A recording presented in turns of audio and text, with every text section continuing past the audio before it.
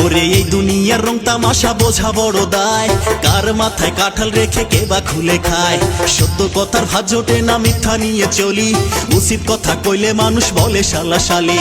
নিজের স্বার্থই আমরা সবাই ভালো করে বুঝি, অন্যের দোষ সব সময় করি খোঁজাখুঁজি।